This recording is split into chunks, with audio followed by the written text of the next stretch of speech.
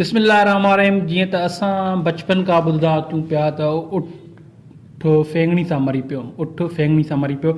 अॼु असां हिकिड़ी अहिड़ी कहाणी आहे त उन कहाणी जो उनवान आहे ऐं कांव मेंह मारी। कांव मेंह मारी, उहो भला कीअं, कांव मेंह खे कीअं थो मारे सघे। अचो तव्हांखे मुकमल कहाणी ॿुधायूं त कांव मेंह कीअं मारी। कांव मेंह ईअं मारी, शाम जो पहर हो, कंहिं कम सांगे बाज़ार वञणु थियो। पोइते सॾु थियो, मुड़ी ॾिठुमि त दोस्त रोशन हो।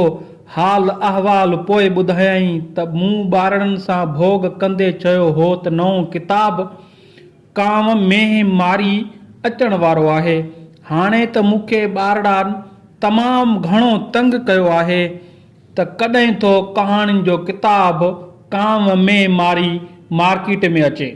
पहिरियां ई त मां चर्चो सम्झण लॻुसि, पर वीचारो रोशन संजीदा हो।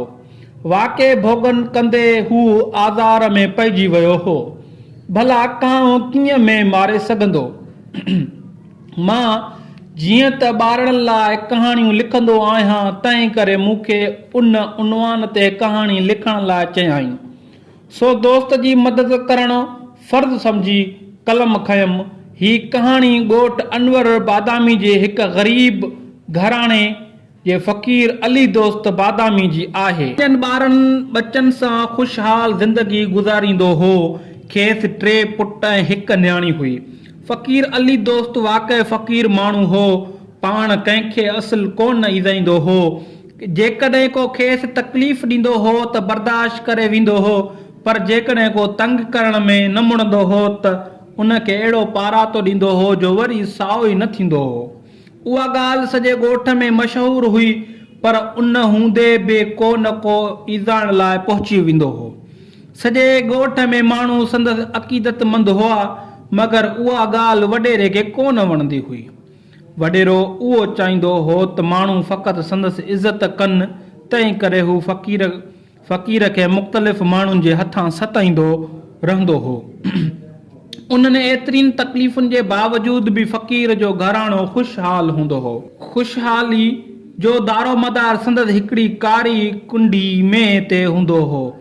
संदसि मेंह खे चौपाए माल जे सालियाने मेले में थुल्ही, मतारी ऐं खीर ॾियण जो सबबु बहितरीन इनाम बि मिली चुका हुआ। संदन उन अकेली मेंह खे इनाम मिलियो, पर वॾेरे जे मेंह जी फार्म मां कंहिंखे बि इनाम न मिलियो। सो उन एज़ाज़ मिलण करे वॾेरे खे घणी बुछां लॻी। तंहिं करे हिकु ॾींहुं फ़क़ीर जी मेंह चोरनि हथां कढराए छॾियईं। उन वाक़े ते फ़क़ीर अली दोस्त बादामी खां दाह निकिरी वई। सियाणनि सच चयो आहे त ग़रीबनि जूं आहूं दाहूं अर्श खे लोॾे छॾींदियूं आहिनि। अञा उन चोरीअ खे हफ़्तो खनि मस गुज़रियो हो जो हिकु ॾींहुं ॻोठ में कांव मेंह मारी जहिड़ी हैरत में विझंदड़ ॻाल्हि जो पड़लाउ ॿुधण में आयो। हर हिकु माण्हू जे वात में उहो ई हुयो, उहा ई वाई हुई।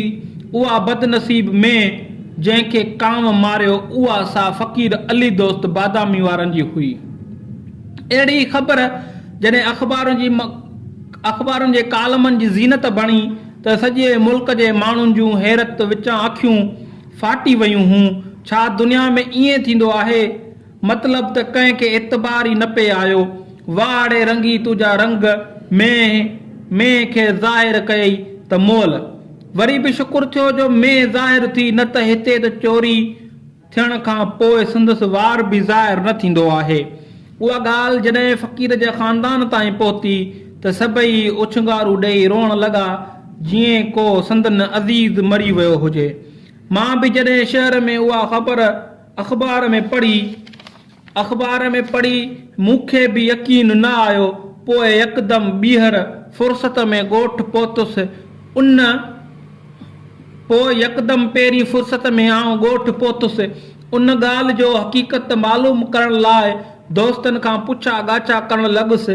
मां जॾहिं पंहिंजे दोस्त हकीम क़ाइमुद्दीन सां मिलण संदसि मकतब में वयुसि त उते सॼी हक़ीक़त जी ख़बर पई असांजे ॻोठ में केतिरा ई माण्हू मुख़्तलिफ़ धंधनि वारा रहनि था। सो क़ाइमुद्दीन बि काफ़ी वक़्त खां वठी ॻोठ में हकीम जो कमु ॻोठ में हिकमत जो कमु कंदो आहे। उन वक़्त जो तालुक़ बि हकीम सां हो। हिकु ॾींहुं हकीम साहब मरीज़नि लाइ माजून ठाहिण लाइ ज़हर जी ॻंढीअ खे उस ते सुकाइण लाइ रखियईं।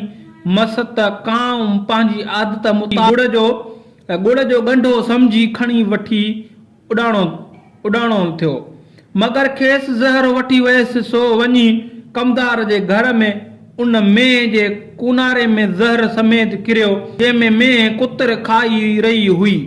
पोइ त मेंह बि उहो ज़हर जो ॻंढो बुड़काए वई। ज़हर बि असुल को निज ज़हर हो, सो पंहिंजे ई कमु करे वियो। पर ॻोठ वारनि कुनारे में कांव खे मुअल ॾिसण खां पोइ उहा ॻाल्हि मशहूरु करे छॾी त पर ही हक़ीक़त जी कंहिंखे ख़बर ई कान पइजी सघी हुई। सभिनी ॻोठणनि खे कमदार जे घर में लिकियल मेंह ते वधीक हैरत लॻी। कमदार जे घर में फ़क़ीरनि जी मेंह छो लिकल हुई? सभई माण्हू उहे सोचण ते मजबूर थी पिया त छा ॻोठ में चोरियूं वॾेरे जे इशारे ते कमदार कराईंदो आहे? संदन सोचण केतिरी हद ताईं सही हो, उन जो फ़ैसिलो हर सम्झदार करे सघंदो। बहरहाल उन लिकल रात जो पर्दो कुदरत ई हटाए छॾियो। फ़क़ीर अली दोस्त जॾहिं मेंह खे कमदार जे घर में मुअल ॾिठो त हू सॼी हक़ीक़त सम्झी वियो। ॾाढे जी लठ के ॿ मथा, सियाणनि जी चवणी सही आहे, पर अलाह वटि देर आहे, अंधेर न आहे। बहरहाल कुदरत ॿिनि टिनि ॾींहंनि में पंहिंजो करिश्मो करे ॾेखारियो। वॾेरे ऐं कमदार धाड़ेलनि खे मानी खाराइण जे इल्ज़ाम में गिरफ़्तार करे विया आहिनि। वधीक असांजे यूट्यूब चैनल खे सब्सक्राइब कंदा। कामरान डे ऑफिशियल आहे ऐं नेक्स्ट कहाणी हूंदी हिकिड़े वापारी जे हवाले सां हिकिड़ी कहाणी हूंदी, अवां ताईं पुॼाईंदासीं। ऐं ही हुई कहाणी जेका